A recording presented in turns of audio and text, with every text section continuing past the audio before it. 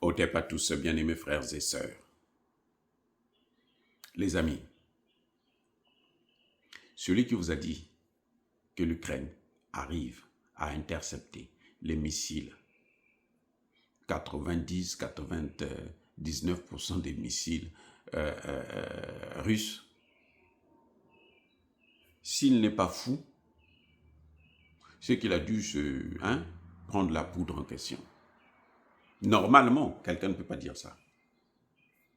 Même le New York Times, les Occidentaux eux-mêmes, reconnaissent que les 2/3 au moins touchent leur cible. 2/3. Si ce sont eux qui disent 2/3, ça veut dire que les cibles, elles sont atteintes pratiquement à 100%. Pourquoi je dis ça? Parce que lors de la guerre en Iran, pourquoi ils ont arrêté? Puisqu'ils n'avaient plus de missiles, antimissiles, ils ne pouvaient plus intercepter. C'est ça qui a fait que ça s'arrête. L'oncle Sam, en un mois, a épuisé 45%, presque 50% de ses réserves. Il était obligé d'aller dépouiller la Corée du Sud pour venir aider son proxy. Et vous pensez que c'est l'Ukraine qui devrait avoir tout ce qu'il faut pour arrêter? Attendez. Ça veut dire qu'il y a un problème, on dirait, avec certains parmi nous. Il y a un problème. Son propre fils, il ne l'aide pas. Il va aller aider le fils du voisin. Je dis bien le fils du voisin. Parce que je dois vous rappeler que les Ukrainiens, ce n'est pas des leucodermes comme les autres. Ce sont des Slaves. Ukrainiens slaves, Russes slaves, Biélorusses slaves. Vous comprenez, non? Ce sont des Slaves. Ils ne sont pas pareils. Ce ne sont pas des Gaulois.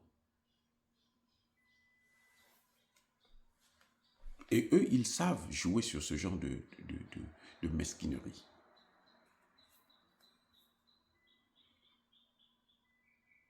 Donc, ce que nous voyons là, c'est grave. C'est que l'Ukraine continue de faire. Ils ne peuvent pas gagner une guerre dans ces conditions, où vous n'avez pas les moyens d'intercepter les missiles.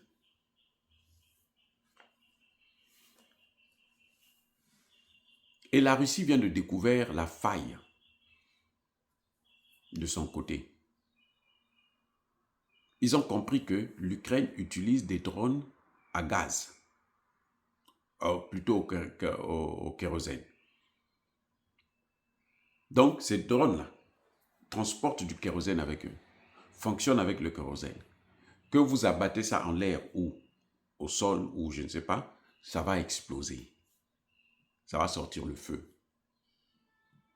Et ces étincelles-là, quand ça arrive dans un endroit déjà fertile, prêt à accueillir le feu, ça va faire des dégâts énormes.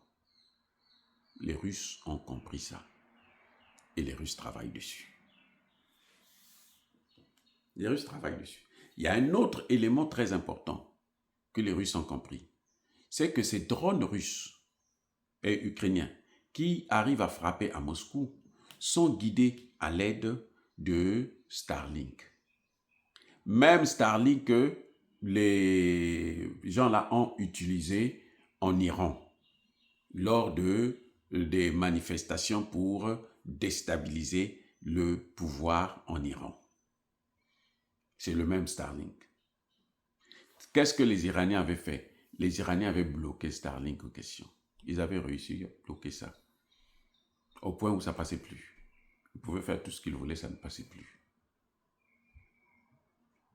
La communication était coupée. Parce que quand les Iraniens avaient coupé la communication Internet normale, ils sont passés sur l'Internet Starlink. 2 jours, il a fallu 2 jours pour les Iraniens pour bloquer Starlink aussi en Iran. Les Russes ont découvert que ces drones sont guidés à l'aide du réseau Starlink. Et les Russes sont en train de travailler là-dessus. Donc ne soyez pas surpris que Starlink puisse disparaître. Oui? Ce type-là, quand on dit qu'il est le plus riche du monde, c'est aussi le plus grand envoyeur au repos éternel des gens, le plus grand déstabilisateur. Mais son tour arrivera. Les amis, c'est-à-dire que le karma, là, personne ne peut échapper à ça, le karma. Tu ne peux pas échapper. Comment tu vas échapper? Tu es qui pour échapper? Tu es Dieu maintenant pour échapper? Non, tu ne peux pas. Donc, la guerre est en train de prendre une autre forme. On est passé de l'opération militaire spéciale à la guerre. Point final. C'est simple. Opération militaire spéciale, c'était en Ukraine.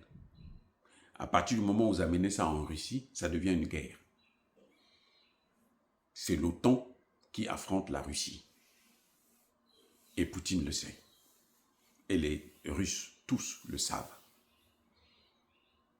Et ils sont en train de prendre des dispositions et des mesures pour, arrêter la menace. J'ai confiance en la Russie. Pourquoi?